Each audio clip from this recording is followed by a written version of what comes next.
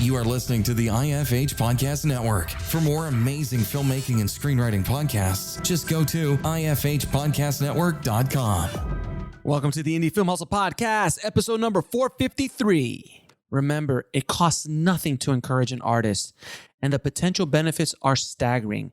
A pat on the back to an artist now could one day result in your favorite film or a cartoon you love watching or a song that saves your life. Kevin Smith. Broadcasting from the back alley in Hollywood, it's the Indie Film Hustle Podcast, where we show you how to survive and thrive as an indie filmmaker in the jungles of the film biz. And here's your host, Alex Ferrari. Welcome to another episode of the Indie Film Hustle Podcast. I am your humble host, Alex Ferrari. Today's show is sponsored by Indie Film Hustle's Filmmaker process. We provide filmmakers with professional services to get their films or series funded, finished, and distributed. Some of the services we offer are pitch deck creation, film budgets and schedules, domestic and international sales estimates, legal contract templates, consulting, post-production services, script coverage, professional trailer editing, poster design, film deliverables, and production payroll. To learn more, go to www.filmmakerprocess.com. Today's show is sponsored by Rise of the Filmtrepreneur, how to turn your independent film into a profitable business. It's harder today than ever before for independent filmmakers to make money with their films. From predatory film distributors ripping them off to huckster film aggregators who prey upon them, the odds are stacked against the indie filmmaker. The old distribution model of making money with your film is broken, and there needs to be a change. The future of independent filmmaking is the entrepreneurial filmmaker or the filmtrepreneur. In Rise of the Filmtrepreneur, I break down how to actually make money with your film projects and show you how to turn your indie film into a profitable business. With case studies examining successes and failures, this book shows you the step-by-step method to turn your passion into a profitable career. If you're making a feature film, series, or any other kind of video content, the Filmtrepreneur method will set you up for success. The book is available in paperback, ebook, and of course, audiobook. If you want to order it, just head over to www.filmbizbook.com. That's filmbizbook.com. Well, guys, you are in for a treat today. As promised, I'm bringing to you an icon of the 90s independent film scene. Today's guest is Scott Mosier, the producer of the indie film classics, Clerks, Mallrats, Chasing Amy, Good Will Hunting, Dogma, and many, many more. It was truly a treat to talk to Scott and ask him questions about what it was like to be there at the beginning, essentially, of the independent film movement as we know it today. I mean, Clerks is one of those just legendary films in the independent film world, and to talk to somebody who was there as it was being made, what their mindset was, how they got it made, his backstory of film school and how he really fell into this whole thing with Kevin and kind of going on that journey with Kevin Smith. And then also we discuss how he's transitioned into being a director in his own right, where his last film, The Grinch, grossed $500 million in the worldwide box office, and how he got into animation and so much more. This is just such a wonderful, wonderful conversation, and I can't wait to share it with you guys. So without any further ado, please enjoy my conversation with Scott Mosier. I'd like to welcome to the show the legendary Scott Mosier. How you doing, Scott? The legendary Scott Mosier is not here. Well, then we'll just deal with the Scott Mosier that's in front of us. Yeah, Scott Mosier's here. I don't know about the legendary, but I'm good. How are you? I'm good, man. I'm good. Thank you so much for coming on the show, man. I've been a fan of your producing for a long time, and your directing. My kids are now fans of your directing as well, which we'll get all into that in a bit. But many of my listeners know that you kind of got your start in Clerks, working with Kevin and getting that whole thing going. I have to first tell you, when I first saw Clerks, because you and I are similar vintage as far as age is concerned. So you're looking at, I'm about to, what's today? On Friday, I'm a week. So today's February 24th. So March 5th, I turned 50. I'm Wow. So yeah. you're just slightly a bit older. I'm 46. So we're in similar, we've crossed over the same bodies, in the business. So, when I first saw Clerks, I was so upset because I was working in a video store. I was just like, it was right in front of me. Why didn't I think of this? It was like literally, I worked at a video store for 5 years, and I was just like, God damn it, man. I was so upset at myself. I'm like, why hadn't I thought of that? But you guys did it. So how did you get involved with Kevin? How did you get involved with Clerks and that whole kind of crazy story?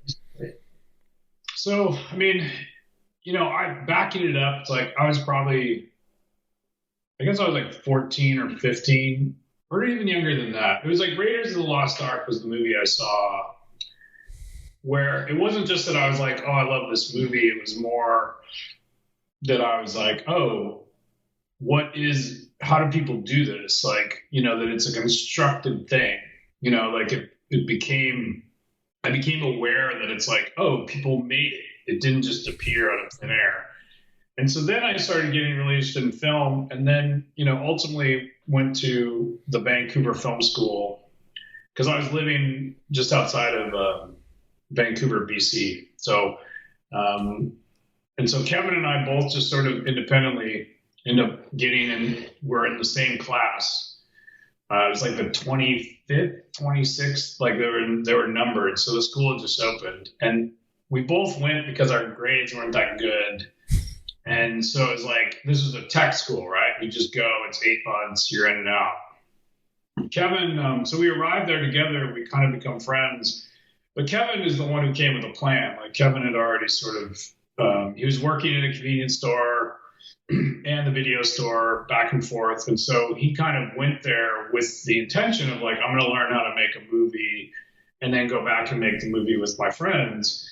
And then we became friends. And so it became like, around halfway through the program, it's like at the 4-month mark, it was like 10,000 all in. And I think at the halfway mark, it's like you had to put in your next 5,000. And Kevin was like, I'm not going to do it.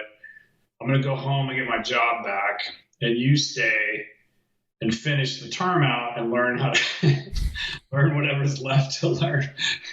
As far as like, all that was really left in the back half of that 4 months was we switched into doing these sort of narrative 16 millimeter shorts.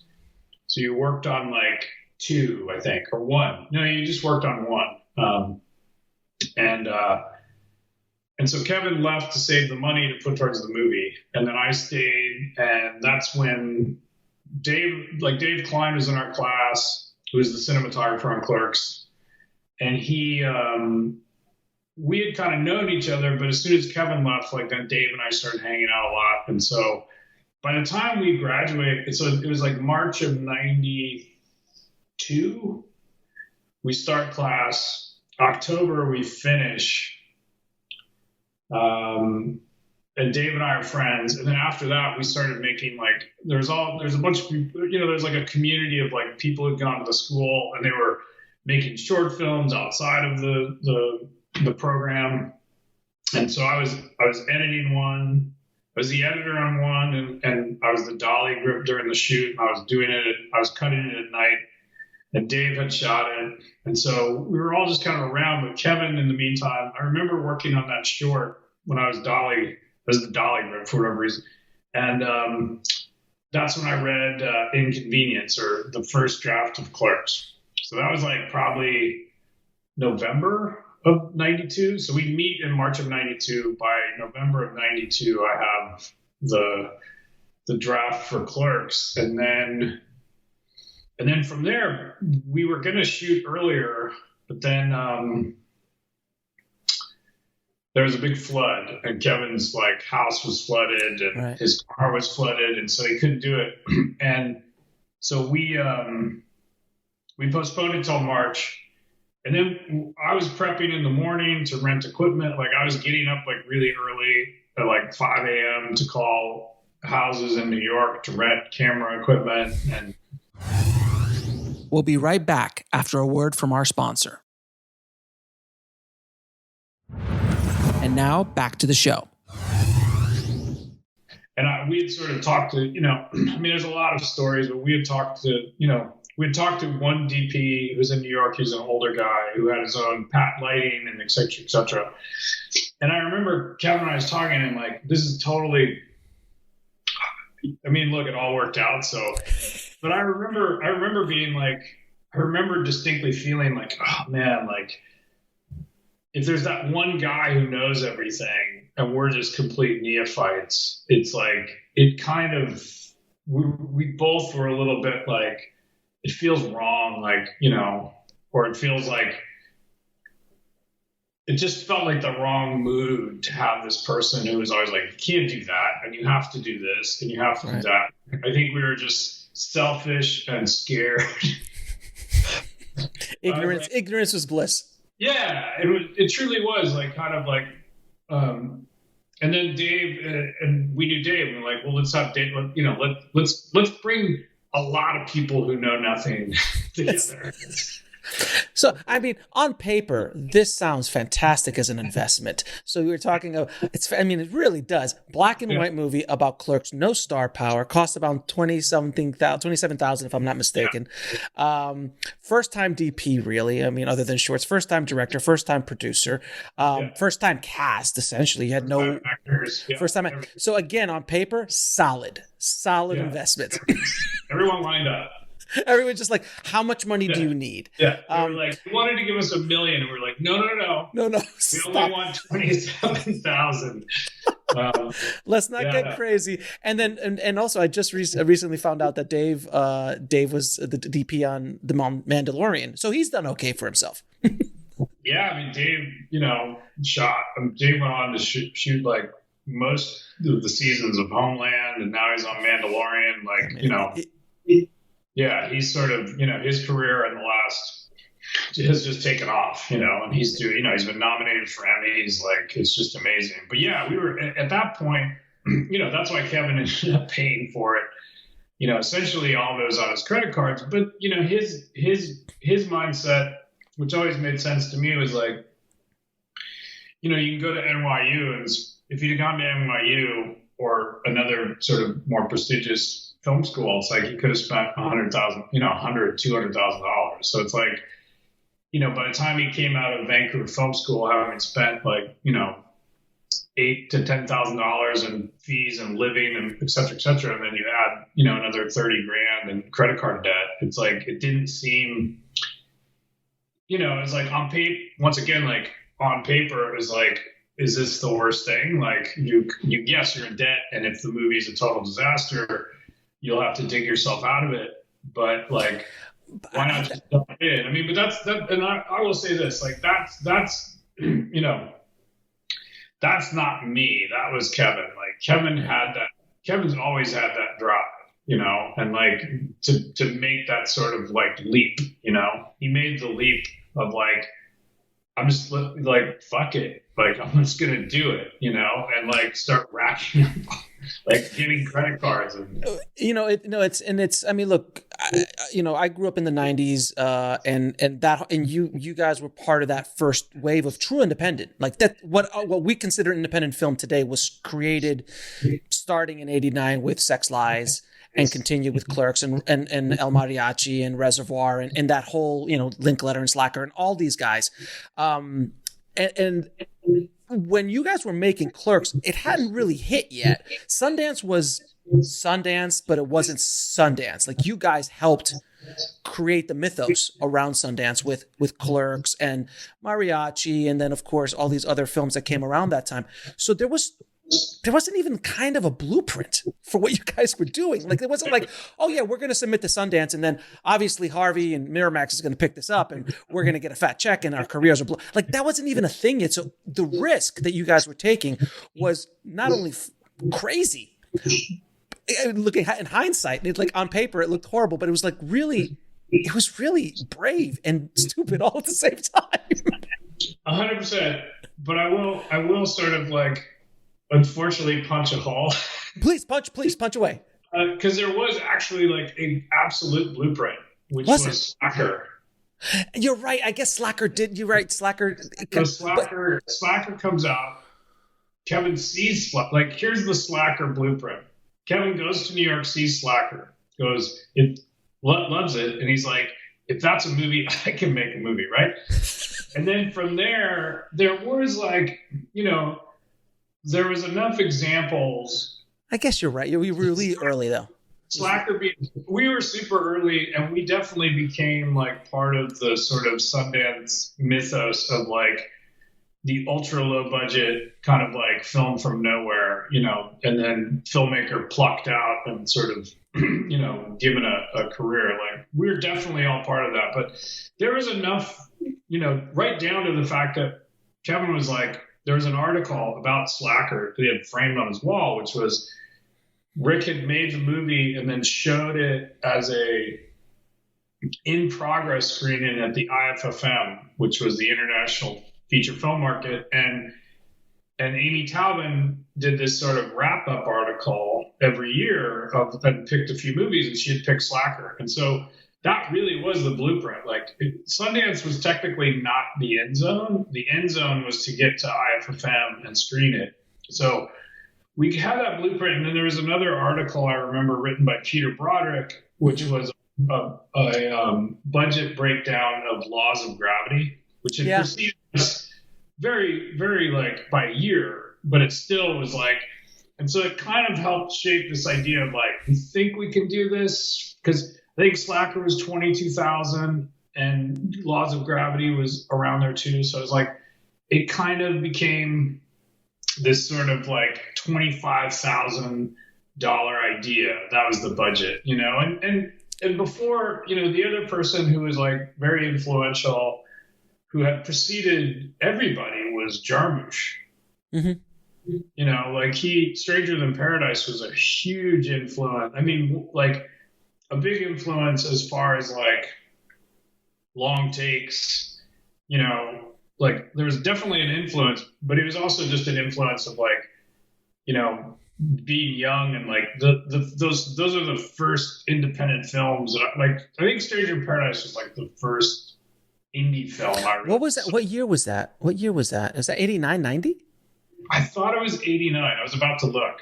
Yeah, I think it's because I know. I mean, obviously Soderbergh's Sex Lies but that was $1 million. That was like $1 million movie. So that wasn't a small indie, but it was the thing that kind of launched Sundance into being what Sundance essentially became. And prior to that, Hollywood Shuffle in '87, which was another big blueprint. Which I think Robert Townsend doesn't get enough credit for being like one of the first guys. I think he was one of the first guys to put everything on his credit card and just say, screw it. And he, And I think Kevin, the blueprint, I think that's why Kevin put it all on his credit card. It's like, it was like the blueprint was sort of like Hollywood Shuffle, Slacker. Laws of Gravity was just the first budget I'd ever seen, where they'd broken it down into camera equipment and all that stuff. And I was just like, such a neophyte that I was like, it just gave me something where I was like, oh, like, so if somebody says a camera package costs 3 times as much, I can cry bullshit and go like, no, like this, you know what I mean? It just gave me something to base it on. But we did have this we had this blueprint, and we ultimately go to the IFFM. We have a terrible screening, and no one's in there's us in the cast, and then there's like 3 or 4 other people, but there's one guy, this guy, Robert Hawk, who was a consultant for Sundance and was a big part of the indie film world. And he had watched it, and he becomes this sort of like, he leaves and he tells Peter Broderick, and then Amy Taubin, who wrote the article, calls Peter Broderick and says like, is there anything I missed? And he's like, you got to watch this movie Clerks. So then Kevin's in the store. We're all depressed because we're like, well, that's it, right? Like, that's $40,000. Like the blueprint was over. The blueprint ran out. We're like, we ran out. Done. Yeah, we turned the page and we're like, fuck, it's blank. There's nothing left to do except lick our wounds. And then Amy Taubin calls Kevin at the store, and basically we become the sort of if the Slacker article she wrote is the prototype, we basically become that film. For that year, we became the film. We became the Slacker. We'll be right back after a word from our sponsor. And now back to the show. Of her article. And then everything just sort of ballooned from there. Everything was just like, and it was all, so much of it was word of mouth, because it was like from Peter Broderick, Amy Taubin, like it just became like Larry Kardish from MoMA, and then John Pierce, like it just, then the film just starts, like, then people are moving, advancing things without us doing anything. And we're just sitting back, like watching roller coasters like this. You're just like, what the fuck's happening? And you're just along for the ride at that point. Yeah, as soon as as soon as we get to Sundance, the only thing left is like, will someone buy it? We still didn't know that, and there had been sort of screenings prior, so some of the studios had seen it, and it was really like, well, we have to have really great screenings to see it. So that was the only thing kind of left. And then once it's bought, then it's truly like the roller coaster of like, but it was really, it's something that the experience from beginning to end was so incredible. Like it was like it was written, by the time we're in Cannes in Critics Week, and Kevin and I are like trying to avoid going to the awards dinner because we didn't want to dress up or some stupid shit. And then we go and we win, and we're just sort of like, there's this amazing photo of us just sort of like, I think it's more on my back, but Kevin's face is just that like, what? That holy shit moment of like, because you constantly, you in a way, your mind sort of adjusts to what happens. So you go like, okay, we got into Cannes and now it's over. Like, okay, we got into Sundance and now, so you kind of go like, all right, like, this can't keep going. Yeah, like the Amazing Train has, the Amazing Train stopped here. Okay, this is great. This is amazing. And then it's like, it just kept going with that movie.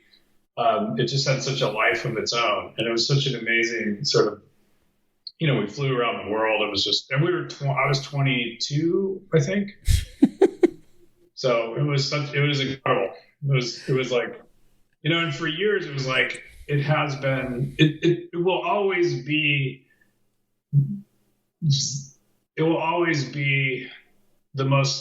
incredibly special experience that nothing can really touch for reasons of like, for reasons that aren't the fault of any other film I've ever worked on. It's just, you can't re-experience something for the first time.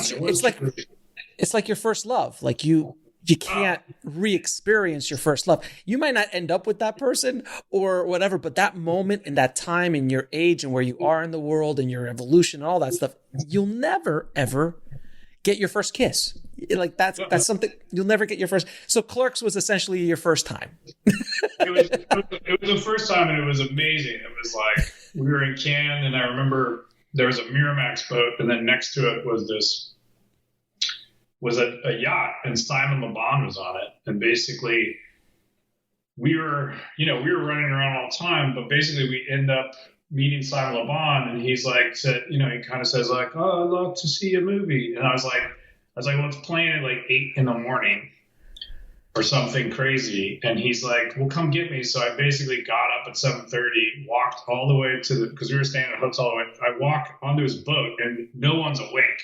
So I rouse Simon Le Bon, who's like, and I take him to this, and I walk him into a screening, It was just, and he's like, that's like Bizarro World kind of stuff. Like you can't even write that.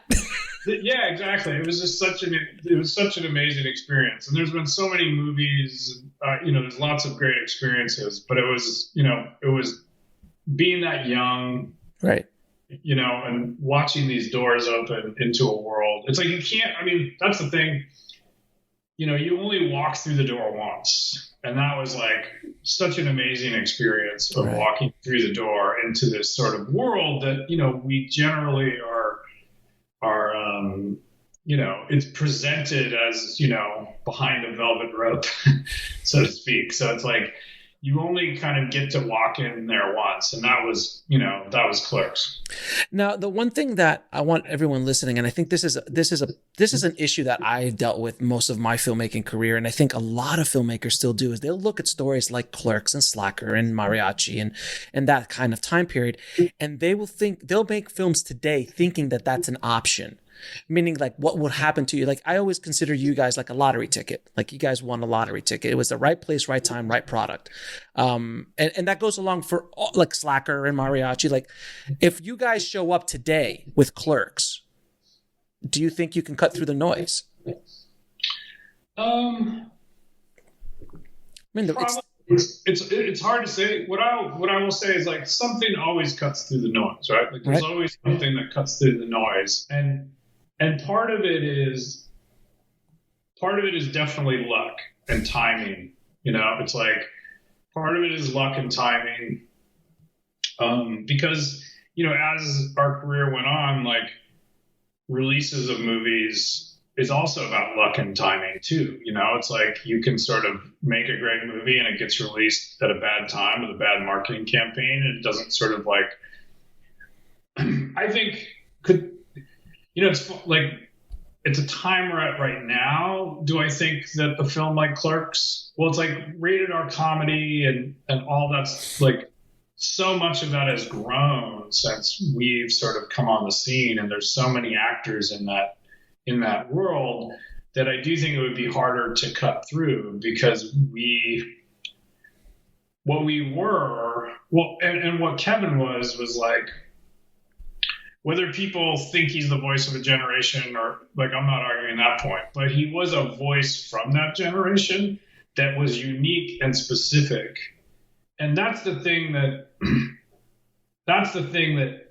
in addition to luck, there's a combination. It's a formula. It's not just the one thing. It's a bunch of different things that hit together at the same time. People who are out there going, like, you can't. If people who look at Clerks or Slacker, it's not like Kevin looked at Slacker and was like, I'm going to make Slacker. He more was like, oh, that's a movie that's a vision from Rick Linklater. Like, then Kevin was like, but this is what I find funny and this is what I enjoy doing. And he poured himself into that and had a unique voice. And, I'll always say this, which is, Kevin had been writing for years and years and years and years since he was really young. So by the time he's 22 and writes a script, it's like, it's just fucking better than, everyone who's 18 is like, I'm going to write scripts. And then, it's just because I wrote those. Like, I tried to write a script, like, holy shit, like, this is, because I had Kevin, who was just a much more developed narrative writer. He's just kind of new, and you could see it on the page. So I think there's a lot of, luck. Luck is so many things, but, the pursuit of a unique voice, right? Mm-hmm. The goal shouldn't be like, what do I have? Or it's like, let's just make a movie. Like, let's make Clerks in a like valets. Let's make valets. And it's like, you can go ahead, but unless being a valet is this very personal thing where you can convey something to the audience that is unique, then you just become like a knockoff movie, And I think when people sit there and go like, hey, let's make something cheap, it's like, well, make something cheap and personal. And that combination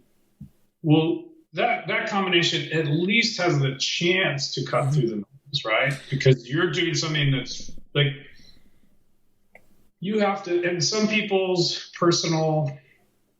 what's personal to them and what means something to them can be a $30,000 movie, or some people it's like a 40 million. Like, sometimes the scale of that can be. Some people like sci-fi. Like, it doesn't really matter, but like, I do think finding your voice is, and I'll bring it back to me, which is like that experience of finding your voice was a much longer process for me.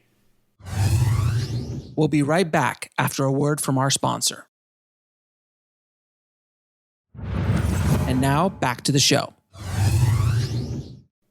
And then, like, Kevin walked in the door at like 22, and like he had been developing his voice for years, though. Like he had been writing school plays and stuff like that. But finding your voice, for me, is the most important thing that you can do. Like that's the thing that people like, finding your voice, finding that thing that's unique to you.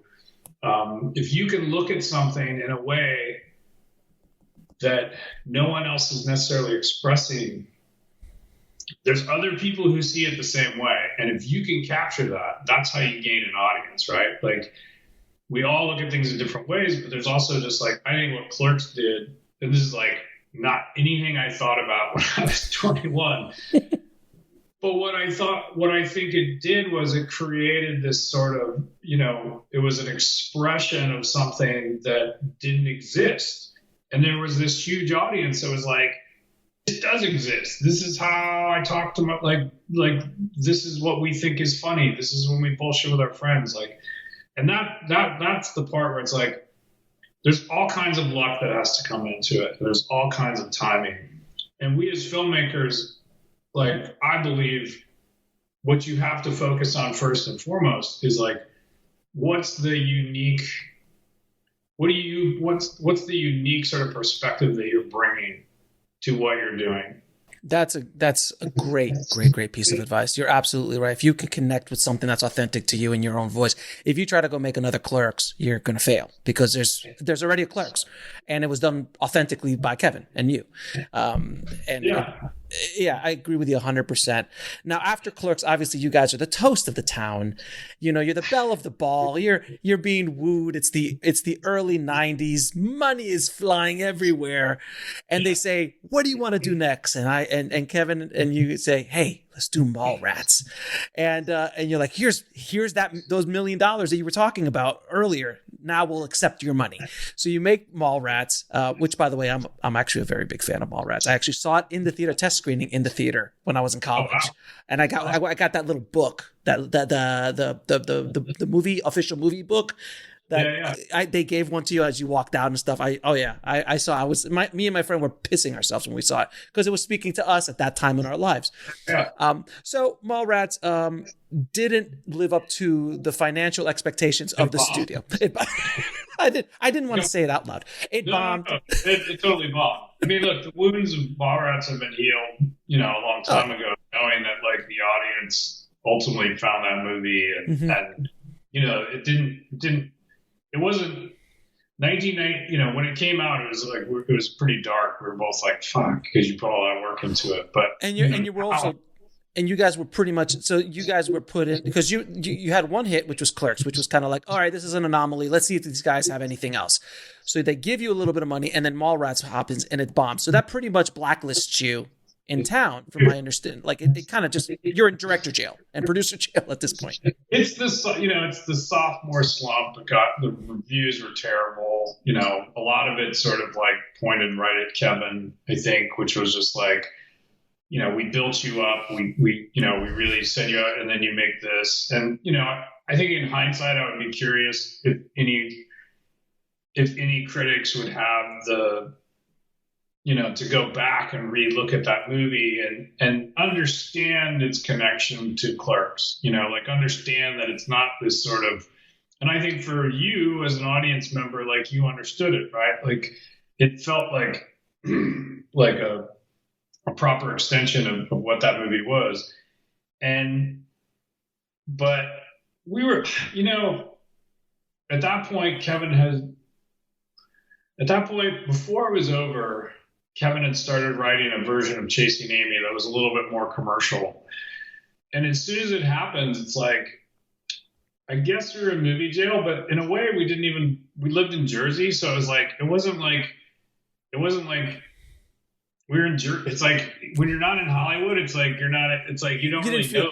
You didn't feel the heat, if you will. Yeah, you didn't feel anything. We were just kind of like more bummed out and like, oh shit, what do we do now? And Kevin was like, like, let's just go make another movie, and let's do it quickly. And so Chasing Amy became a reaction to all that money, that we were given, and the fact that it didn't do well. We're like, well, let's create something that we know we can get enough money. Let's do it cheap and also do it our way. We kind of went back to, let's do it for enough money that we could be left alone and really be specific about what we're doing and not worry about, casting. Like, we can cast who we want. So let's do it for, shot the whole thing, like $100,000 or something like that, right?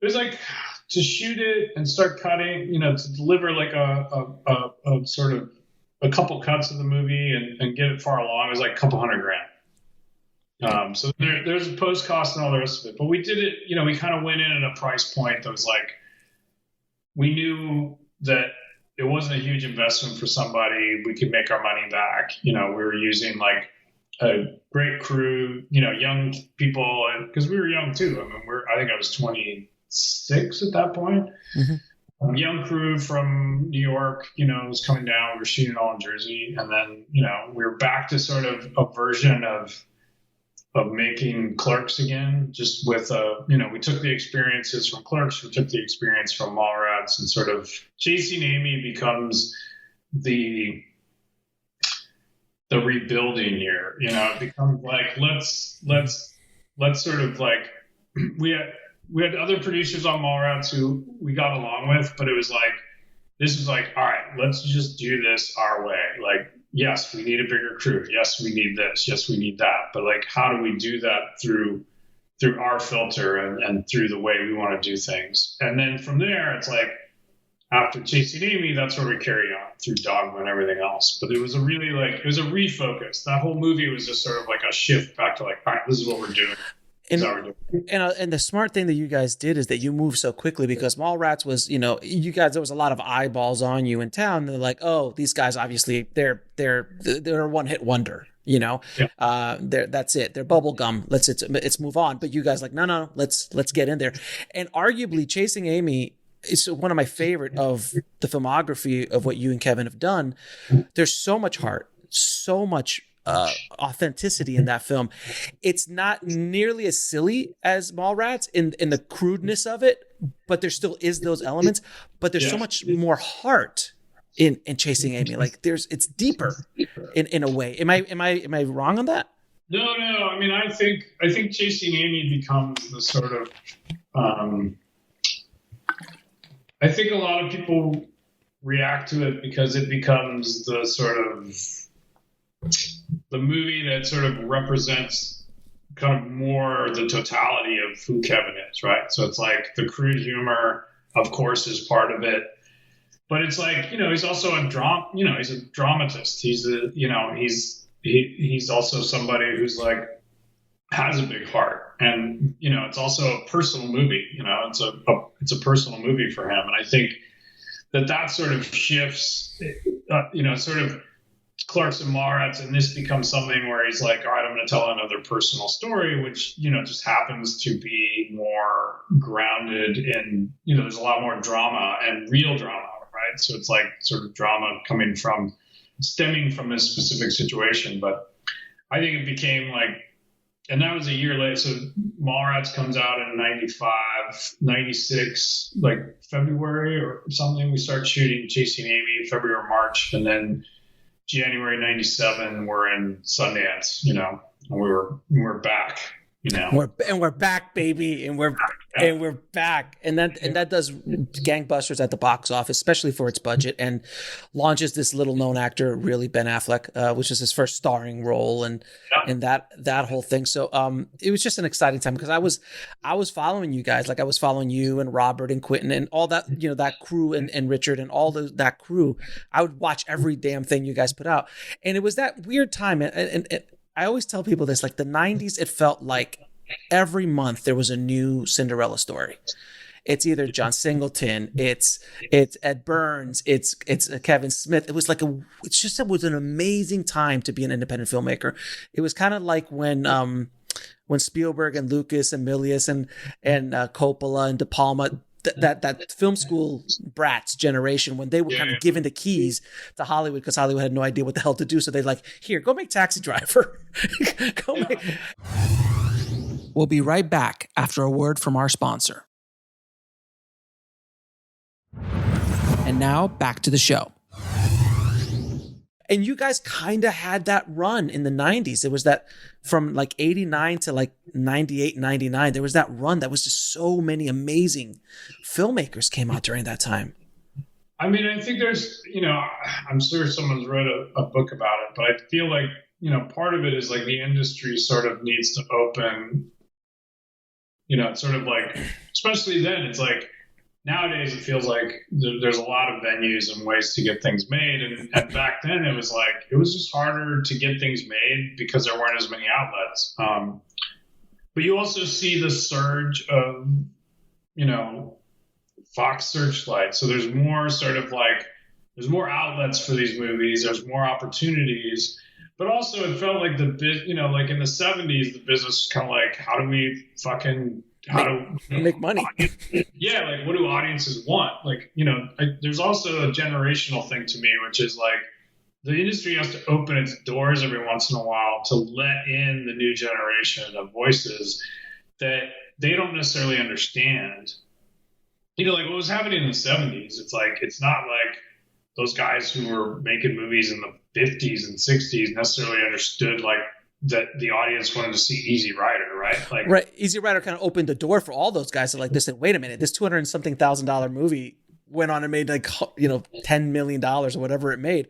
They were just like, we don't know what the hell's going on. Let's give it to these guys. The Scorsese and the Spielberg kid. Let's give them that shark movie. Yeah. It's like, it just became it's like audiences change. I think it's always like some combination of, audiences are changing and younger people come up and it's happening now. Like there's, I'm almost 50, so it's not like I'm the young buck anymore. And there's a whole generation of people coming up that have been influenced by totally different people. And, they've all had the internet since they were born. Like, all of these influences change what people's tastes. So it's like, and I think in the 90s, there was a sense of like, coming out of the 80s, it was like this need of like fresh voices and, something that was more reflective of the generation coming up. The Gen X guys, we're Gen X guys. That generation was like, it was, the 90s were fun, man. The 90s were fun. I miss them more now than ever before. When you could just go to a movie theater, that was nice. Yeah. Well, that was like last year. Yeah, I know, right? And not to go all the way back to the 90s, but yeah, the 90s we had a lot, I had a lot of fun in the 90s. It's funny, no one ever talks about the 2000s. You never hear like, oh, the 2000s music. Like, no, I know those songs and I know those films, but it's the 80s and 90s in the 70s, 80s and 90s kind of get that. They have their own thing. But the 2000s is tough. And like the 2010s was another. But is it just that it's too young? I don't know. Oh, no, don't worry. It'll come back around. Like right now we're in our 90s nostalgia. And I think now people are starting to kick into the early 2000s. It's like a 2-decade run because remember when the 80s was like all the rage, like everything was 80s, and 80s is still cool to a certain extent. But I remember when it was 70s, like in the 90s, the 70s were kind of like a thing, and there's like a 2 to 3 decade delay. Well, I think we're old enough where it's like at a certain point, like we're not nostalgic. Part of it is because like you and I will probably never have nostalgia for the 2000s, right? Because we were just too old. Right. Like once you hit 30 or whatever, it feels like you sort of cease being, it's like you stop like living in this, or you stop reflecting back in nostalgic terms. Like You're right. The 80s, I graduated from high school in 89. So the 80s was like when, the movies and music, you're sort of, what I think is like the 80s for me, the 80s and 90s was this explosion of I'm ingesting massive amounts of art in the form of movies, music, photography, like everything, like the 80s and 90s. Like I would fucking watch like like when I would watch 4 movies a day. Yep. Like it's this massive period where you're taking things in, partly because, you know, you're not great or you have an outlet to like put things out. So you're sort of like, you're amassing all this stuff. And so I think that's why it has such a strong influence on who we are. Like, I think back to the 80s and 90s, and yeah, like everything I do today, it's like, it feels a little bit referential to that time, but part of it is because like that is when the synapses were really forming around like, and these sort of large touchstones like land in your head during that period. And then by the time I get to 2000, like I don't have all these sort of cultural touchstones of like, you know, I was listening to music and watching movies. I was doing all that stuff. And there's great movies from that period, great music and all that stuff. But it's still like, it doesn't have the same sheen to it because it wasn't during that sort of explosive period of like, you know, getting your driver's license and kissing, like everything's new. You know what I mean? No, you're absolutely right. You're absolutely right. Now there's a few films that you produced that I'd heard of a couple of them, but I didn't, when I started doing research, I actually went into it, and there was a group of 4 features that you produced: Vulgar, Drawing Flies, A Better Place, and The Big Helium Dog. Yes. I've seen some of Big Helium Dog, which was shot on like VHS. I don't beta. Like, what was that shot? I think they were all shot on 16 millimeter. Really? Yeah. They were all shot because I guess the copy that I saw was so bad that it looked like you shot it on video. I'm like, why did they shoot this on video? This makes no sense. But the other ones were shot on 16. So, some of the people in that, like you had the Broken Lizard guys, you had Q from Impractical Jokers and Baba Booey, Brian Lynch, all these amazing people. Can you tell me just a little bit about those 4 movies? And because they were kind of in a short period of time that they were all made. I think it was after Chasing Amy, and we had sort of signed a deal with Miramax, like an overall deal. And part of what we threw in was like, hey, we want to make these micro budget movies. It sort of in a way to sort of like, our career was sort of, the movies were getting bigger, you know, the budgets were getting bigger. And we were like, well, hey, let's sort of, with some of the people we know that have scripts that they're writing and stuff, like, let's go make some of these micro budget things in the 20, 25 range. Basically Clerks budget. I feel like we got $100,000 to make 4 movies, and we sort of, and then the relationships was, Brian Lynch had worked on Chasing Amy. Vincent Pereira had been around since Clerks, who directed A Better Place. And then Vulgar, Brian Johnson was Kevin's friend for a long time. So all these movies just became an extension of that moment. We were like, oh, well, let's go sort of make some of these movies. And, and it did. It happened within like a 2 or 3 year period, and Brian was the one who knew the Broken Lizard guys, he kind of had connections to them. And Brian Quinn had just worked at the office. So like he had worked even more. I was talking to him the other day, like we've known each other for like 25 years. He had sort of come in to work at the office. Like he was in charge of like, back in 99, if you got a T-shirt sent in the mail, it was Brian Quinn who did it. That's where he was. And he was working at VSQ. Yeah, he was working at VSQ at that time. And so all the people we kind of knew, and it was like, we loved independent film, and so we were like, let's go make some of these movies, and they're all very different. And Vulgar got into Toronto, and they all had various degrees of success. And then I think it was like, my memory of like, why didn't we keep doing it was a lot of like, there's almost too much work. Making a movie is not easy. Yeah.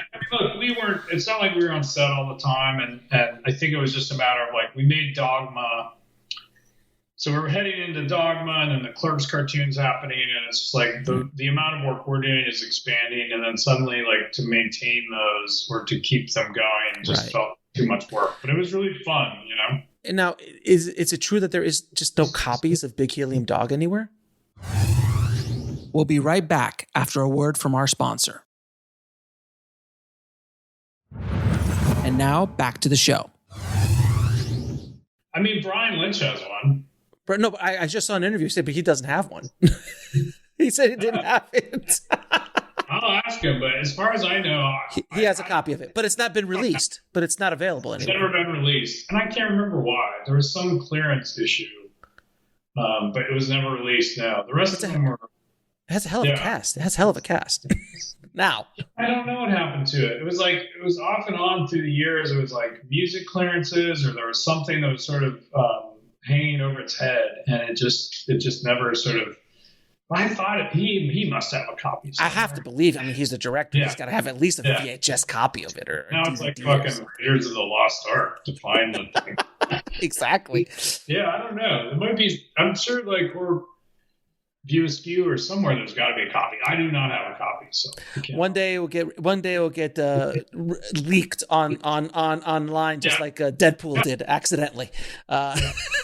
Now you also got involved with another little known film as a producer called Good Will Hunting, and that was one of my favorite films of that time period. And how did you get involved with that? And how did you was it Ben that brought you in on that? So we were on Mallrats. We met Ben, and at that time, we were aware of who he was because, like, the whole saga of Good Will Hunting was in the trades, where they had sold, like, Ben and Matt had sold the script to Castle Rock for a bunch of money. So it's like, other young guys like sell script for a lot of money. And so it was on our radar. And then through Mallrats, we became friends. And my memory is that, like, during that period, we met Matt during a sort of internal screening on Mallrats. But basically what we found out is that Castle Rock was going to put it into turnaround because the guys are attached, but they wanted to attach a director that the guys weren't excited about. So basically there was a big turnaround cost, and they sent us the script, and we really loved it. And we had just signed our overall deal at Miramax. And so we sent it to our executive, John Gordon, and we were like, this is fucking great. You guys should make this. Like, you should meet with the guys. There's a turnaround cost, but you guys should act fast and dive all over it. And so it happened really quickly. And that's, our job. We really were just like, we had just signed a deal. So we became a sort of conduit to get it there, hype it up and get everybody excited. And then it happened really quickly. So by the time Chasing Amy happened, all of that was done. Like, basically the movie was at Miramax, and they were doing rewrites, and they were also like I remember, like, meeting with directors. There was, like, before, like, they wanted Gus to do it because they had met Gus, and Gus wanted to do it, but then it was like Michael Mann and a couple other directors. That would have been Michael Mann's Good Will Hunting would have been a very interesting. There might have been a couple more guns. Just a couple. There would have been there's just been all guns.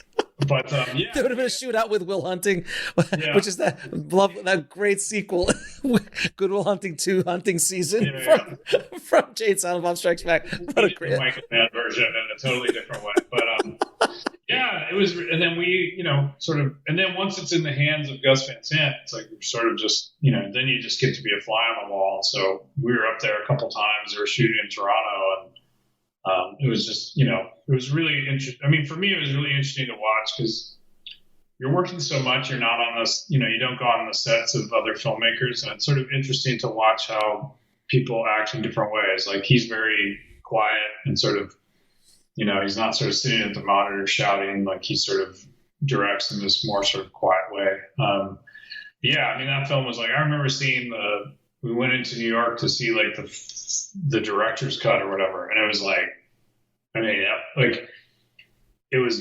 basically 95% of what the movie ended up being. Like it was just so like he just knew what he wanted it to be, and it was so specific, and like it was just incredible. Like I remember just being, you had chills. You were just like, wow, like so good, man. That movie's just so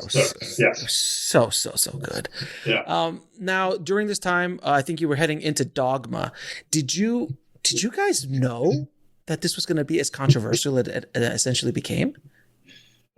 We knew in the sense that, at that point, Miramax was owned by Disney, and Disney was like, we're not going to let you make this movie. So it's like, it wasn't like we kind of entered into it. The writing was on the wall a little bit from the very beginning, that like there was a real problem. That there was a problem. And then it kind of grew from there, and then kind of like, peaked at a certain point and didn't kind of get worse or didn't get better or worse. It just sort of, there was pickets at the New York Film Festival and pickets when the movie, picketing or when the movie came out. But yeah, I actually remember seeing Kevin going out to picket with them. And like, who's this bastard who made this movie? It was brilliant to watch. Yeah, he went out and he protested. He protested his own film. Yeah, it was great. But yeah, it was we kind of knew enough to, we had a fake name for the movie while we were making it, and nothing really came of it, but there was definitely like a tension about it before, early on. And it was, look, was it a surprise to us? Like we were like, what's the big deal? Yeah, but enough people at that point were like, you got to take it more seriously. And so, but you're playing with fire. You're playing with fire, guys. Just be aware of what's going on. Don't be completely ignorant of what's happening. Imagine, part of me is just like, it never really got that bad, and I couldn't imagine if today. Oh my God! Can you imagine if Dogma today showed up today? Like, I think that just, partly with social media and all the rest of it, it would just be, that's part of the thing too, where it's like, even a protest has to like be ignited, right? It needs fuel. And I think like it was still 1998, and it's like, there just wasn't it was still just like people, like 10 people in front of a movie theater, and everyone's just driving home going like, whatever. Yeah.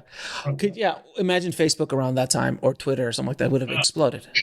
It would certainly, fewer people. The key is like a few people can make a lot of noise now, and and I think back then it was way harder to do. So it's just sort of the momentum of what happened around the release. It just kind of was like, it was kind of gone very quickly. Now, another film that you produced, Jersey Curl, was unlike anything I'd ever seen in the sense of the attention that you guys were getting, like while the movie was being made, because of Ben and Jennifer's relationship, or Benifer as they like to call it. The pressure of you guys as the filmmakers must have been like, dude, I just want to make a movie, and it all of a sudden turns into this thing that it's not even about. Like, it's about Jennifer, and we got to cut Jennifer out of it now because she had this thing with Gilly or the other thing that they. So like you got caught up in this kind of tsunami that was not even your fault or even initiated by you. You guys got just caught up in the Benifer tsunami. How do you deal with that, being like in the center of a hurricane like that, when you, Kevin, were dealing with that? Ultimately, like with everything in life, it's like you get to a point where you're just like, well, there's nothing we can do about it. Like, there's nothing you can do about it. Right. Like at the time when we started the movie, it's like their relationship just started. So on one level, you're like, well, this could be great for the movie, right? Like there's no, you don't know either way. And then by the time we get to the test screening, it's just obviously not going to be beneficial to the movie because people had such a strong opinion of the two of them that it, transferred onto the movie itself. And then it was kind of after the first test screening where we're like, well, there's nothing we can do. It's like, there's really nothing we can do. It's like the audience is not going to be enamored with this. And so like, it did become about trying to, and look, you don't want to be in that situation. You don't want to be sort of fueled by or be making creative decisions based on just sort of like a negative response that your audiences has to the actual individuals and not the characters. We'll be right back after a word from our sponsor. And now back to the show. But you also, there's nothing you can do. It's like once you're sitting in, and it was enough. It wasn't like there was two people. It wasn't like there was like a couple that like were like, we fucking hate those guys. It was like it was palpable. You're like, all right, like we can keep testing this thing. And it wasn't like, no, there's going to be a whole other audience who's like, we love them and we hate them. It wasn't even like, it was just like, generally people were like, we don't want to necessarily watch this. And so, you try to pivot off of that and try to maintain, the story you want to tell as best as possible. But ultimately it's going on in the theater. Ultimately an audience is going to, and if it's keeping the audience, unfortunately it's like, it's not what the movie's about. So you're like, right.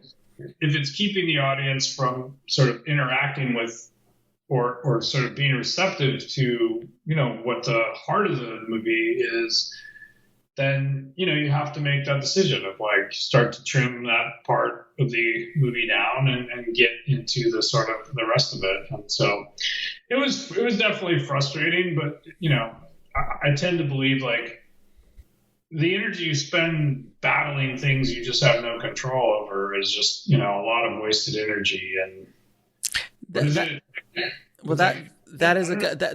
is the words of an almost 50-year-old man saying that.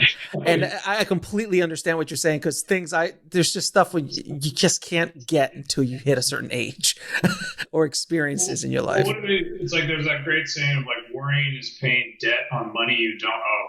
That's a great line. Great line. Yeah. And that's sort of, it's like, and you can apply that to like worrying about things that you have absolutely no control over is paying debt on money you don't owe. Like you're just grinding in this sort of thing. And look, we were younger back then, so I can probably impart these ideas because like you go through enough experiences where you're like, oh wow, there really was nothing we could do. Like that component of the movie was this exterior issue right. that existed outside of us. We couldn't reach into it, and like we couldn't recut their public persona. Right? That was the thing about it, is because a lot of times when there's controversy in the film, like Dogma was generated by you guys. Like that's just the nature of the story. And there was a controversy and all of that stuff. And even Zach and Miri Make a Porno, that had some controversy to it because it had the word porno in it. Like it freaked people out. But again, generated by you guys. But this was out of your control. Like it was completely exterior. And I think also people were just so exhausted of seeing those two together. We're just like, we don't want to see a movie with these two now. Like it was just so much. And you guys just got caught up in that wake. Yeah. I mean, look, there's for every, Hollywood, couples in Hollywood getting together, making movies has been an incredible publicity benefit, and it's been a bad one. And it's like it's not like we came to that moment. If we'd all come to that moment and they were like, every time two stars are in a movie together like this, it's a disaster, then obviously there would have been enough people in the room going like, don't do it. But it wasn't that. It was like there's cases in both sides. It's like it could either be a boon or it could be bad. It's like it could be Mr. and Mrs. Smith, exactly. Which was exactly the same kind of Brangelina and that whole thing, and but it fed that movie, and this one it just sucked and hurt the movie. It was just really weird. We got to a place, and by the time the movie comes out, it's like there hasn't been a sort of turn. But basically, from the time we started moving on, it's like the public is fickle, and they'll sort of change their mind, and so they change their mind, and you sort of sit in the test screen and go like, all right, what are we gonna like? There's nothing we can do. We can be mad at, like, it was hard. You couldn't really focus your ire on anybody either. I mean, you could try, but once again, it was just that situation. Is Don Quixote essentially hitting the windmill at that point? You're like, there's nothing you can do. There's nothing we could do. Like I said, we couldn't. If we had the ability to go in and reshape the public persona to make it all good again, we could have done that and kept the movie the way it is. But we couldn't do that. The only thing we can control is the content in the movie, sort of, trim back their sort of relationship at the beginning of the movie, and but ultimately get to the. But it ages well. Like, you watch that movie now, it's aged very, very well because you're so far removed from that ridiculousness that now the movie can live on its own. So I was just always curious about that. And the movie's ultimately about him and his daughter. It's about him and his daughter. That's what the movie's about. And so, it ultimately, like you said, it sort of, I think there's probably I don't think even trimming back some of the beginning stuff was the end of the world. I think there's probably like another version of the movie that's more of like maybe a slightly extended opening, maybe putting some of the stuff back in there. But I think overall it's like, it didn't sort of break the movie. Let's put it that way. Exactly. Now, we've been talking all about you producing and making, view askew kind of films and all that kind of stuff. But then out of left field, almost, I start seeing that you're writing Freebirds and getting involved with that, and then co-directing The Grinch. And how the hell did you get into animation? And like, how did that work around town when you walked in? Like, I think you were saying, like, aren't you the Clerks guy? Like, why are you in animation now? Yeah. I'd always I remember I was going to go to art school or film school. So the sort of, I always was doodling and drawing, and I was really like, before I was really debating whether to go to art school or film school. Right at the moment that I ended up making a decision to go to Vancouver Film School and meet Kevin, like, it's that fast. And I didn't know what to do. And I was living near UCLA. My grades weren't good enough to go there, but I was living in these sort of like shitty apartments there. And I used to run around the campus. Like, I would do 2 or 3 runs around the entire campus. And then sometimes I'd cut through the middle, and there were these big stairs where they shot Gotcha. Like, there were these big stairs right in the middle of the thing, and I would run up the stairs. And I was running, and I was like, what am I going to do? And I run up the stairs, and it was nighttime. I would run at night after I was working. And I get to the top of the stairs, and there's this really bright light in my face. And so I kind of like slow down and adjust, and they were shooting a movie. And I was like, that was it. Like, I was like, wow.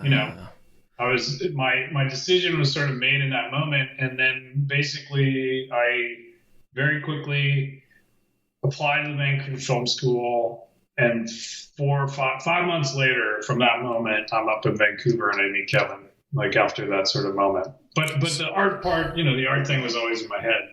So in other words, if an animation cell would have fell out of a window and hit you in the head, you might have never gone on that ride. If there's a life drawing class up there, I'd have been like, oh my God, like, this is what I should do. It's a sign. It's a sign. And so I go to film, but I'd always been interested in it. And I've always loved animation. But the big moment was, I remember Kevin and I, because Jason Lee, got to see The Incredibles before it came out. And it was a special screening. And, I loved animation, and, I thought that Toy Story, and I'd already sort of, like, I was really interested in this sort of new technology applied to this sort of classical 2Ds. And so I saw that screening, though, and that was the thing where I was like, oh, I want to do, like, I'd really love to do this, because it felt like, oh, this is a movie. Like, it really felt like a movie. It was like, it's an animated movie, but the camera work, the performances, like, it just felt like, oh, you could just make a movie. Like, you could do what Crane shot, like, you could do whatever you wanted. Like, you had all the filmmaking tools inside of this box, and And from there, and I remember telling Kevin, like, I think I left there and I was like, I want to do that. Like, I want to get under the hood of that and sort of do it. And so coming off of Zach and Mary was kind of the moment where I was like, if I'm going to do it, I just got to do it. Like, I got to sort of stop. I could do this forever. This is comfortable. And, but for me, I was like, I just have to stop. We'll be right back after a word from our sponsor. And now back to the show.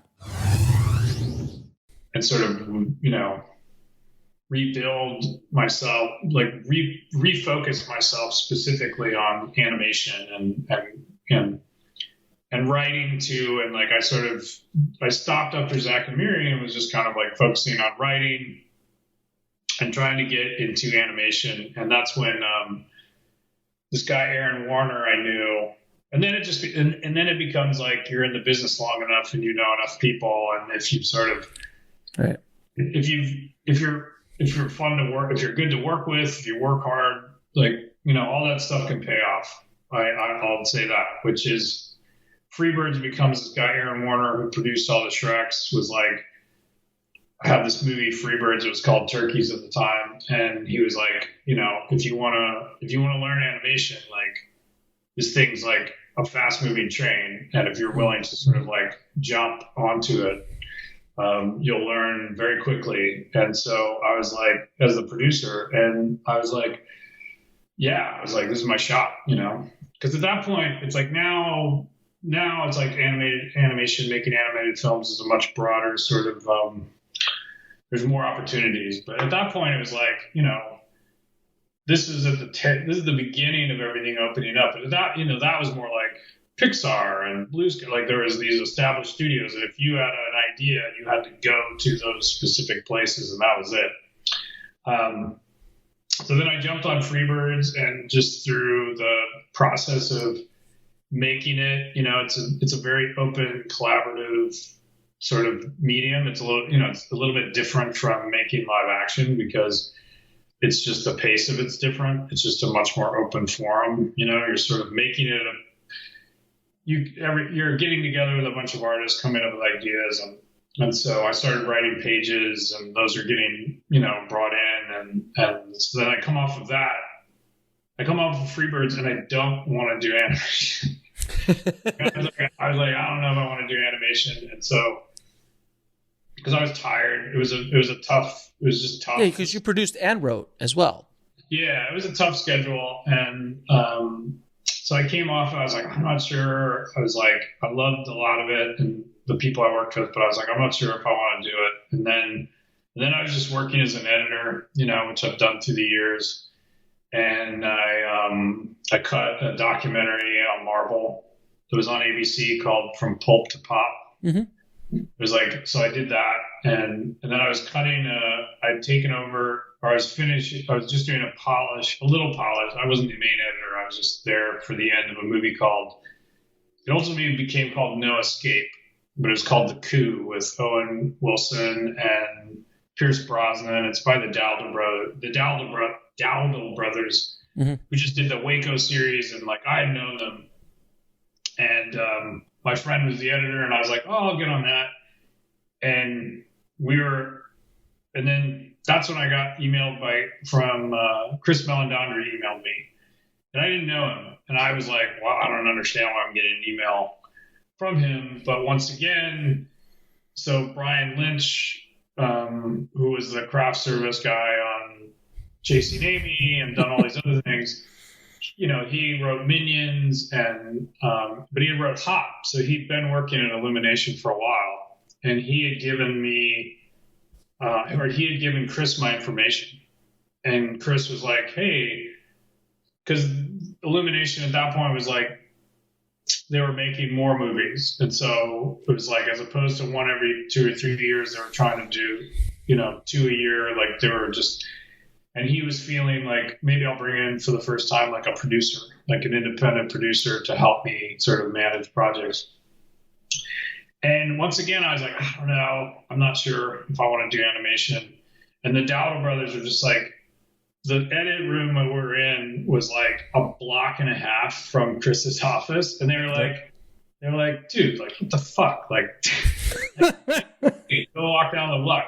And I was like, all right. So I went, and then Chris and I hit it off really well, and we met 3 or 4 times, and then we met a couple times before The Grinch came up.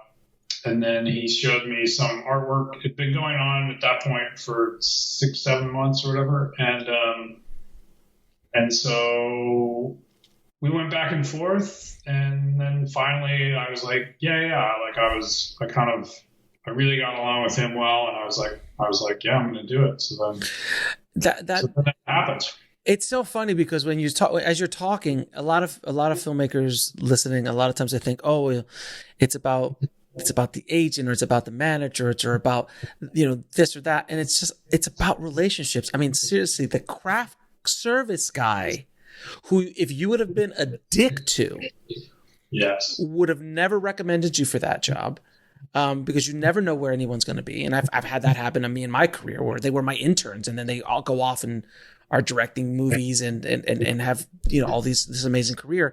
It's so remarkable that just the craft service guy, what is it, 15 years later, 20 years later? Something it's like 24 or 5 years later. And I had kept in touch with Brian. Like, sure. Like, he'd send me scripts and I'd read them, and we had kept in touch. But yeah, that was, that was about relationships. That was the seed of it, of like, that someone like Chris was like, knew Brian and was like, trust his opinion. And then he's like, who do you know that might be good about? And I had come off of Freebird, so I ultimately had some experience at that. Right. So it's like, I had some experience. And I was even honest with Chris, where I was like, I honestly don't know if I want to do animation. It's the worst job interview ever. I was really like, I don't know if I want to get into this, but like I said, I really kind of got on with him. And then, when he finally brought up The Grinch, when he brought up The Grinch, I was torn too, because, I love the Chuck Jones version. Mm-hmm. I grew up with that. And so I was like, oh man, like, I don't know if I want to be the guy to fuck this up. I don't want to be the guy that screws up The Grinch. Yeah, like I was like, if it was just the book, it's like, at least you're like, oh, like, he didn't do a good adaptation. But it was like, there was a lot of things for it. There was the beloved Chuck Jones classic, which was in me too. But, then I was like, but it's a really cool opportunity to sort of build out a different version of it, and also, build a bigger world. That was like part of what we were doing, is like, oh, we get to really explore Whoville and really expand on it and make this sort of a more expansive, experiential movie of it. So, and it did okay at the box office. Did okay. It ultimately did well, yeah. About half a billion according to IMDb Pro. So not bad for a job you didn't want. The credit goes to so many people. Sure. That's part of what's so much fun with animation, is it's like there's so many incredible artists, from layout to animators to the sort of concept artists and art directors and the vocal talent. Like, there's so many people.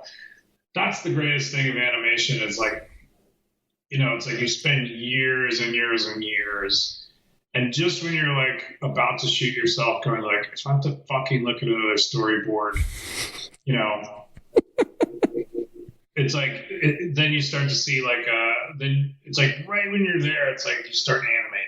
And then right when you're sort of like going like, oh, they start lighting and rendering, and like, it's like right when you're sort of getting tired and going like, when do we get to see the final? And right when you're just sort of desperate to see final images, they always seem to pop up, and you go like, oh, okay, this is why we're doing it, because it's like, it does just look incredible. It's like when you get to sit in dailies and see the finished stuff, it's like, it's just so amazing. But it is like, you have to be patient. No, and now it's a system. I mean, when they were coming up, when Disney Animation was kind of setting it all up, they didn't even know what they were doing. But like now there's a system, and I have a good buddy of mine that worked at Disney for 12 years as an animator. He did environments. He was the lead in environments, and I would go into Disney animation and I'd walk around and I'd see the different departments, and I'm just like in awe. It's just in awe of what you could do. And as a director, because I know this, they did this at Disney Animation, is they would have a board up and they would give the directors a stack of cash, of like paper cash, and they would have all the sequences of the movie up, and they go, you can put money on what sequences you want to spend a little extra money on, but this is all the money you get. We'll be right back after a word from our sponsor. And now back to the show. So they would get to choose, like, this action sequence I want a lot more attention to, as opposed to just let's kind of get it through. And does anything like that happen, or that was just a Disney thing?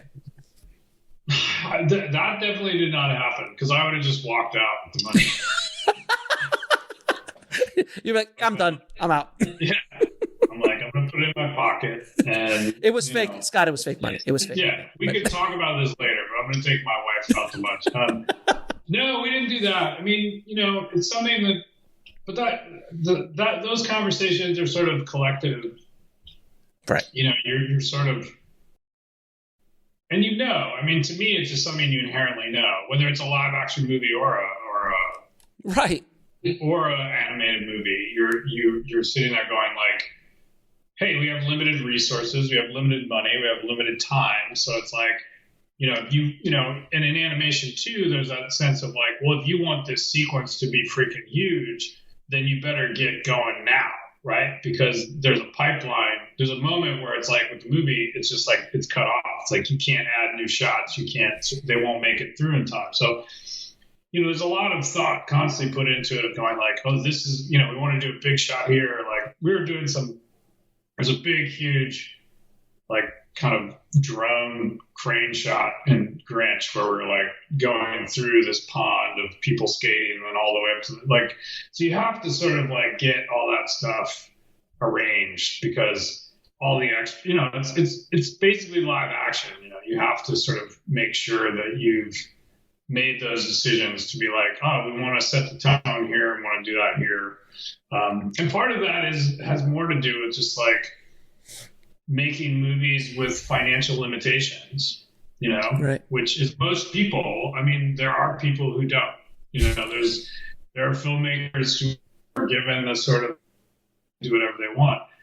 And I don't necessarily like, I mean, nobody's offered me that. I don't think it's never. These are not problems you or I have. Yeah, this is not a problem that I have, and I don't think it's a problem that I'll face. But I do think the limitation is those limitations can be really, really. It helps you. For me, it just helps you focus on the story, right? And go like, hey, like you better know what's important, or you better figure it the fuck out really quickly, because you are in charge of like trying to argue why people should, we need more assets, we need this, we need that. If you're the person who's going to be driving and pushing for things, like the limitations will help you figure it out, because you go like, all right, like we can reduce the amount of shots here, we can do this here, we don't need that many extras there, like we can make that choice because like, I really want this to look like this, or I want this to sort of exist there. So, but no, nobody came around with cash. Fair enough. Yeah. Fair enough. Now, I just have a few questions I ask all my guests, something like a rapid fire. If you could go back to your younger self, what would you tell him? Somebody else asked me this recently. Not to, like call you unoriginal. Scott, I'm quite offended. No, it's okay. I meant like more like somebody just asked me this, and it's probably more insight in the way my brain works. Is like I take it so literally. It's like that. I'm like, I don't think I would say anything. I don't know what I would say. I don't know what could, because everything I know is or every like conclusion I've reached that has any value in my life is because of the experiences I went through. you know. Right. And I think you could go back to your younger self and be like, you know, buy Apple. I guess that would be Yeah, buy Apple at $7. Buy Apple at $7. Like, you know, buy Facebook at $30. you have $3,000 from your car sale. I know this won't make any sense, but buy Apple. Like, No, in 2021, there's going to be a GameStop. Buy GameStop.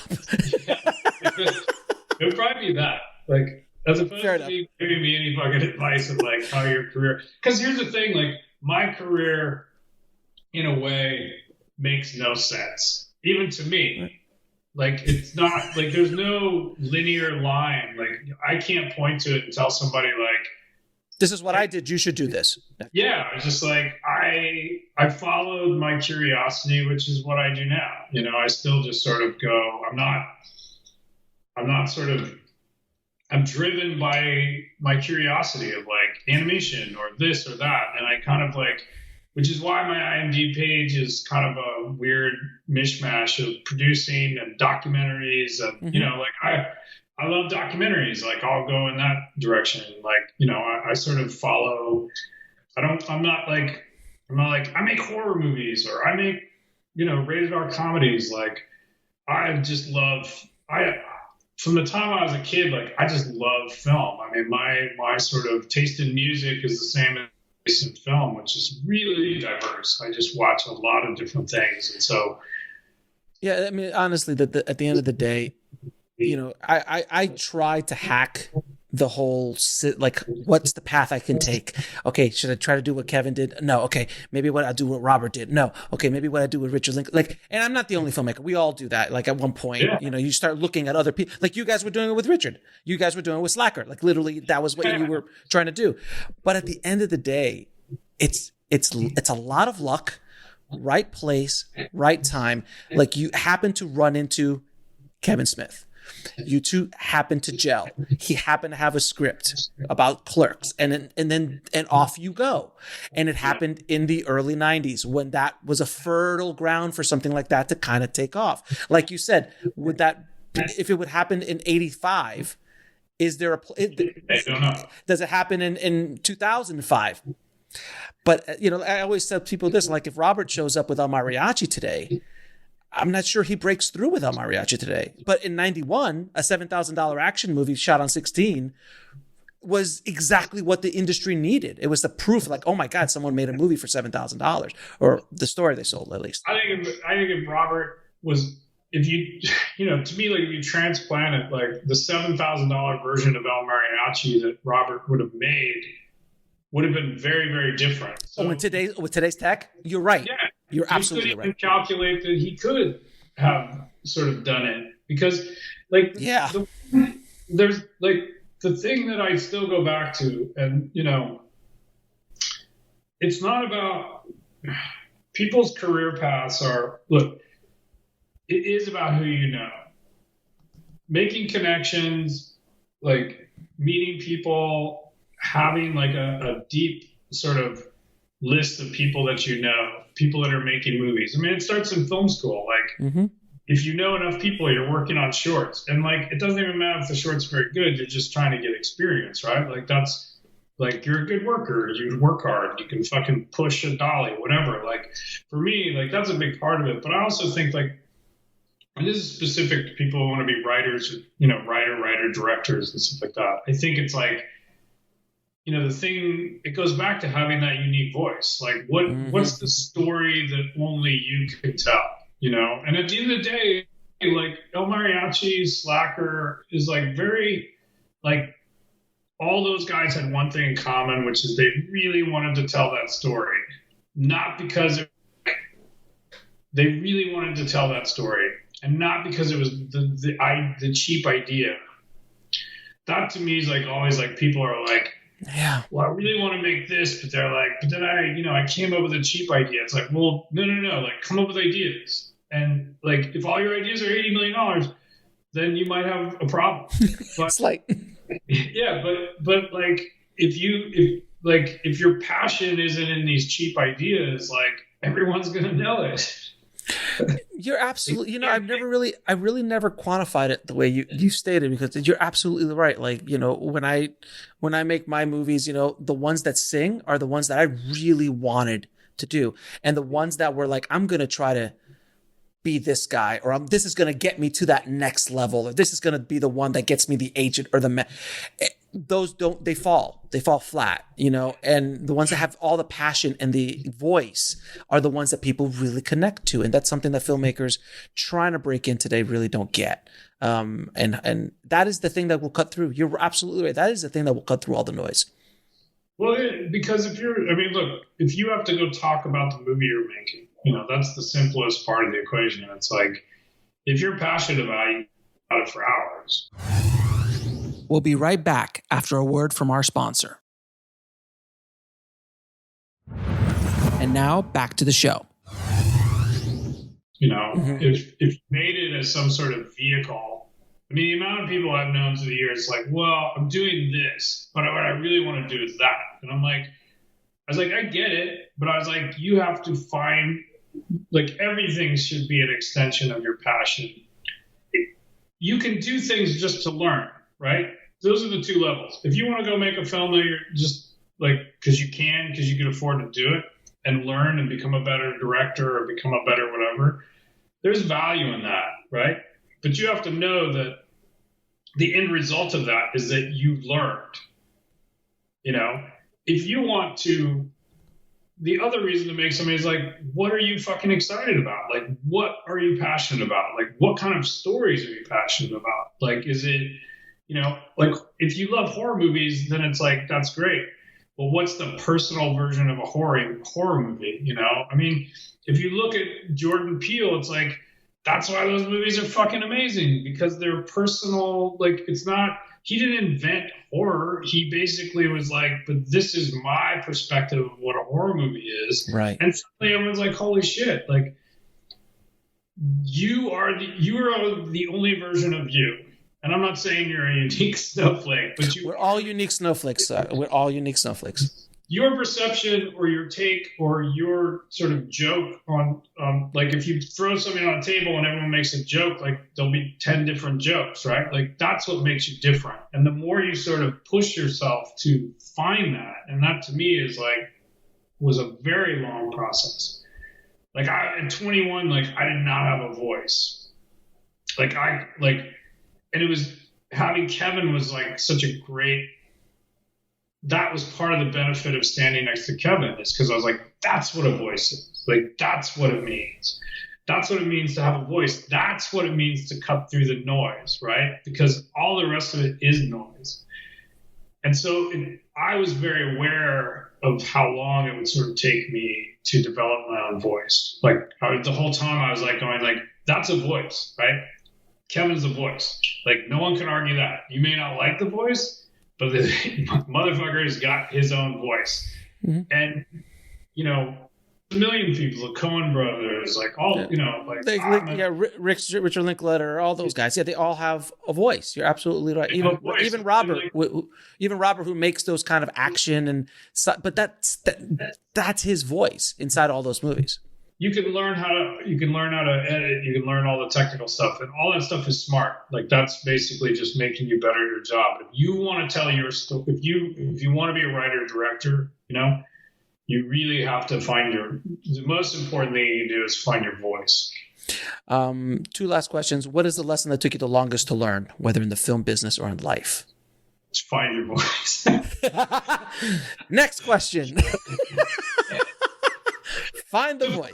To find your voice, and like, part of the reason about finding your voice is that through the process of finding your voice, what you will do is create confidence in what your voice is. It's like there's all these positives that come towards really taking a deep dive and be like, what kind of stories do I want to tell? Like, what do I get emotional when I watch? Like, what do I want to recreate on the screen? Like, some of those basic questions of like, oh, when I watch, like, I love to make people piss their pants laughing. I like to make people shit their pants from fucking like scary. Horror. Like, if these are we're all here because we're like, movies make us movies evoke emotions. They make us feel things. And I really, like, for me, part of the process was going like, well, what are the things that I love to feel when I'm watching a movie? And therefore, that's the thing that I want to recreate in my own movies. And so locating that, like, you know, what's the thing that you're like, oh, fuck, like when I go watch a movie and like I'm terrified, like I just walk away and I'm joyous. I'm so excited. If that's it, then you should focus on that. Like if you're like, no, I love to make people feel like life is worth, you know, like I like to make people cry. I don't, you know, like all those things exist. And it's sort of, it's almost like finding your voice to me is more about focusing on like, what's the emotions that you like to evoke in the kind of content you're making? Because that's part of like what will help you fill out the kind of stories you want to tell, which is like, what's the emotional impact you're looking for? Anger, rage, love, all of those things. Like those are the things to sort of think about. So yeah, finding my voice was like probably the biggest thing. And 3 of your favorite films of all time. I mean, there's so many. I'll just sort of rattle some off. Well, I'll go way back to the beginning. Like Time Bandits is a huge. Oh, so good. Terry Gilliam. Such a huge. The ones that like, you know, for me, it's always like ones that shift your perception about, you know, what a film is are the ones that really stick in my mind. And there's tons of amazing movies that don't necessarily do that. But like Time Bandits was a big one for me. Raising Arizona was another one, like really early on where I was like, I just ate it up. And, you know, and then, man, I can go on and on. I mean, like Fight Club is a one later on in life where I was like so completely just like, fuck. What am I doing? Yeah, just like fuck, I want to watch, like, and then I just watch it like 100 times. But you know, 8.5 was another like just mind blowing sort of experience from like, you know, where you're in that space, you're like, this is a movie. Like that was the exciting part about being young is like you're constantly like watching so many things, and that experience of being like, wait, I'm constantly redefining what a movie is through everything I'm watching. Like that's the sort of, those are the movies. And like Time Bandits, Raising Arizona, 8.5, and Fight Club was one where I was like, fuck, I was sort of being like, oh, okay, like I'm kind of pivoting and going like, this is a movie. I mean, I've had Jim who wrote Fight Club on the show, and I just geeked out with him and Fincher, and basically anything Fincher does, you just walk by and just like, what are we doing, really? I mean, and I've talked to some amazing filmmakers, and anytime Fincher comes up, they just say it's like, I don't even know what we're doing here. It's having one of those, like, it's like Kubrick, when Kubrick would pop out with a movie, just like, what am I doing? Yeah, 100%. Scott, man, thank you so much for being on the show, brother. It has been an absolute pleasure talking to you, man. And I wish you nothing but success exploring your new wants and things that excite you wherever you go. And I hope that IMDb account gets a little bit more broad and crazy. Me too. Thanks for having me. I want to truly thank Scott for coming on the show and dropping his knowledge bombs on the tribe. Thank you again, Scott. It is because of Scott and Kevin that I am here as an independent filmmaker. They were an amazing inspiration to not only me, but to a generation and generations of independent filmmakers. So, Scott, I tip my hat to you. Thank you, my friend. If you want to get links to anything we spoke about in this episode, head over to the show notes at indiefilmhustle.com/453. And if you haven't already, please head over to filmmakingpodcast.com, subscribe to the podcast, and leave a good review for the show. It really, really helps us out a lot. Thank you again for listening, guys. As always, keep that hustle going. Keep that dream alive. Stay safe out there, and I'll talk to you soon. Thanks for listening to the Indie Film Hustle podcast at indiefilmhustle.com. That's INDIEFILMHUSTLE.com.